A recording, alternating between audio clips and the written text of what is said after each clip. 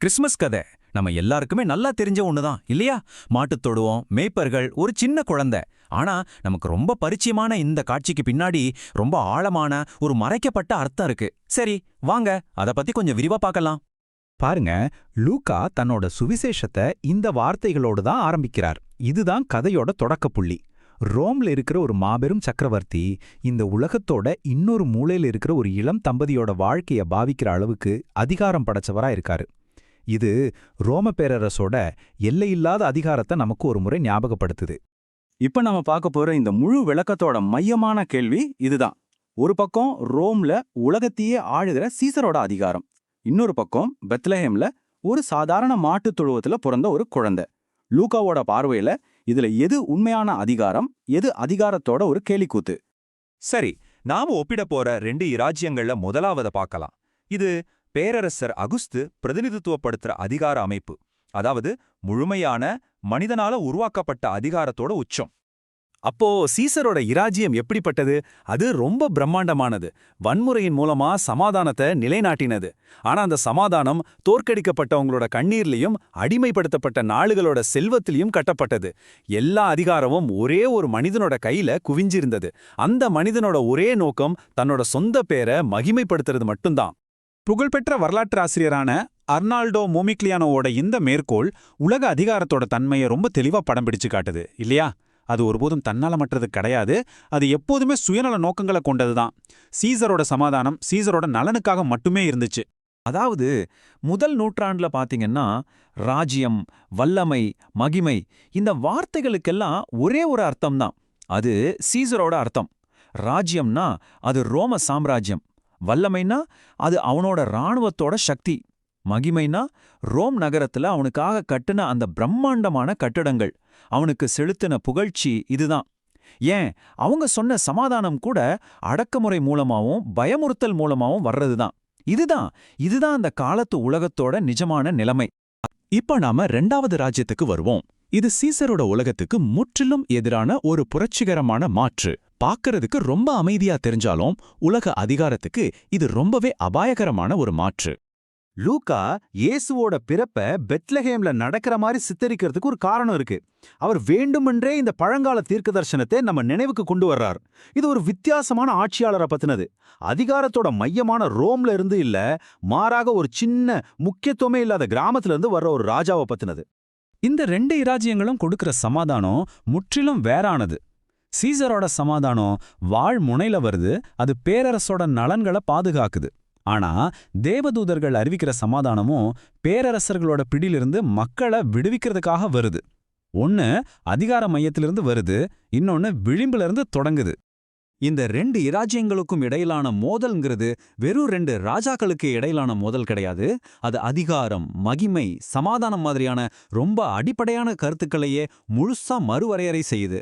ஒரு பெரிய தலைகீழ் மாற்றம் இங்க நடக்குது. தேவதூதர்களோட பாடல் எவ்வளவு புரட்சிகரமானதுன்னு கொஞ்சம் கவனிச்சு பாருங்க. அவங்க மகிமைய பேரரசருக்கு கொடுக்கல, தேவனுக்கு கொடுக்கறாங்க. அவங்க அறிவிக்கிற சமாதானம் உலக சமாதானத்தை போல கிடையாது. அது தேவனுடைய பிரியத்தை பெற்றவங்களுக்கு கிடைக்கிற சமாதானம். உலகம் மகிமையன எதை சொல்லுது?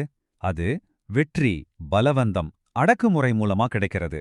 அது ஒரு மனிதனை, அதாவது சீசர் மாதிரி ஒருத்தரை மத்த எல்லாருக்கும் மேல உயர்த்தி வைக்கிறதுக்காக வடிவமைக்கப்பட்டது. அது அதிகாரத்தின் மூலமா தன்னை நிலைநிறுத்திக் கொள்ளுது.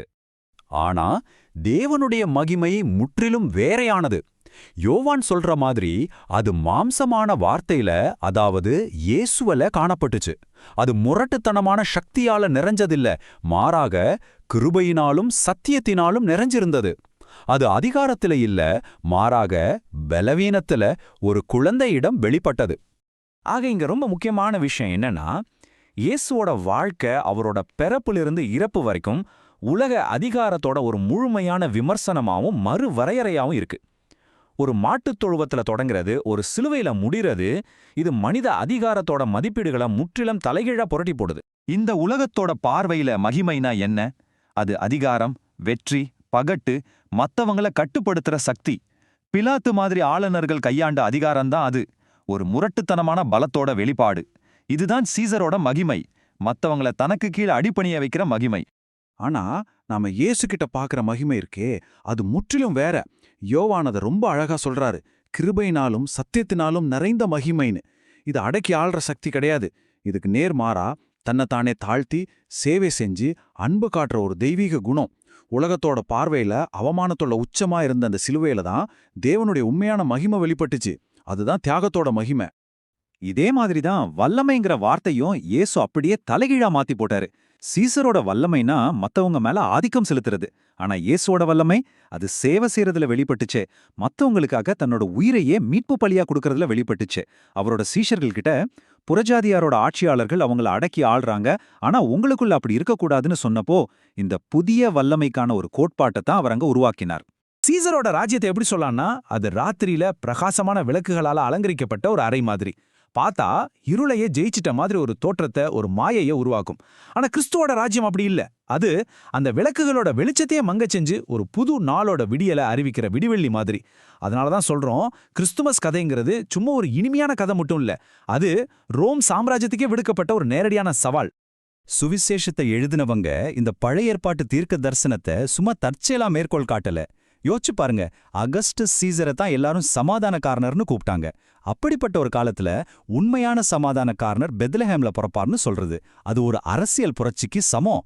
ஒருவேளை தேவதூதர்கள் அந்த மெய்ப்பர்கள் கிட்ட சொன்ன செய்தி மட்டும் அகஸ்டஸ் காதுல விழுந்திருந்தா நிச்சயம் ஏரோது ராஜாவை போலவே அவனும் பயங்கரமா கலங்கி போயிருப்பான். இவ்வளவு பெரிய இறையியல் மோதல நாம ஒவ்வொரு நாளும் சொல்ற கர்த்தருடைய ஜெபத்தோட, குறிப்பா அதோட முடிவு பகுதியோட இப்போ இணைச்சு பார்க்கலாம்.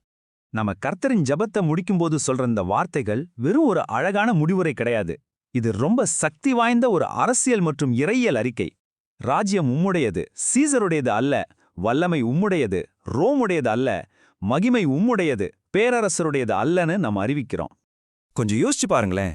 அதிகாரம், வெற்றி, சுயமகிமை இதையெல்லாம் இன்னைக்கும் கொண்டாடுற ஒரு உலகத்துல இந்த வார்த்தைகளை ஜெபிக்கிறதுக்கு என்ன அர்த்தம்? இது ஒரு புரட்சிகரமான செயல் இல்லையா? அப்போ நாம ராஜ்யமும் உம்முடையதேன்னு சொல்லும்போது அது சும்மா வெறும் வார்த்தை கோர்வை இல்ல, அது ஒரு பிரகடனம், அது ஒரு விசுவாச அறிக்கை. நாம என்ன சொல்றோம்னா, இந்த உலகத்தின் சீசர்களே, உங்க ராஜ்யம் நிலையில்லாதது, உங்க வல்லமை தற்காலிகமானது, உங்க மகிமை சீக்கிரமே மங்கி போயிடும். ஆனா எங்க தேவனோட ராஜ்யமும் வல்லமையும் மகிமையும் என்றென்றைக்கும் நிலைத்திருக்கும்னு நாம அறிவிக்கிறோம். இது ஒரு புரட்சிகரமான செயல். நாம யாருடைய யதார்த்தத்துக்கு விசுவாசமா இருக்குங்கிறத தீர்மானிக்கிற ஒரு தருணம் இது. இந்த ஜெபம் 3 விஷயங்களை உள்ளடக்கியது. முதலாவது, இது ஒரு பணி மற்றும் அறிக்கை. தேவனுடைய இராஜ்யம் இந்த உலகத்துல வரணும்னு நாம ஜெபிக்கிறதோட அதுக்காக உழைக்கவும் செய்றோம். ரெண்டாவது, இது அவதாரம் மற்றும் அதிகாரமளித்தல். நாம இயேசுவோட ஆவியால நிரப்பப்பட்டு அந்த இராஜ்யத்தோட குடிமக்களா வாழ அழைக்கப்படுறோம். மூன்றாவது, இது நம்பிக்கை மற்றும் அர்ப்பணிப்பு. நாம ஜெபிக்கிறது ஏற்கனவே வெற்றி பெற்ற ஒரு ராஜாவோட பேர்ல தான். இந்த கிறிஸ்மஸ் கதை வெறும் ஒரு கடந்த கால நிகழ்வு கிடையாது. அது 2 ராஜ்யங்களுக்கு இடையிலான ஒரு தொடர்ச்சியான மோதல். சார்ல்ஸ் வெஸ்லியோட இந்த வார்த்தைகளோட இந்த வழக்கத்தை முடிப்போம். இந்த ஜெபம் உண்மையான ராஜாவோட வருகைக்கான ஏக்கம், நம்பிக்கை மற்றும் ஒரு அழைப்பா இருக்கு. இது சீசரோட ராஜ்யம் முடிஞ்சு கிறிஸ்தோட ராஜ்யம் முழுமையா வரும் நாளுக்கான ஒரு ஏக்கம்.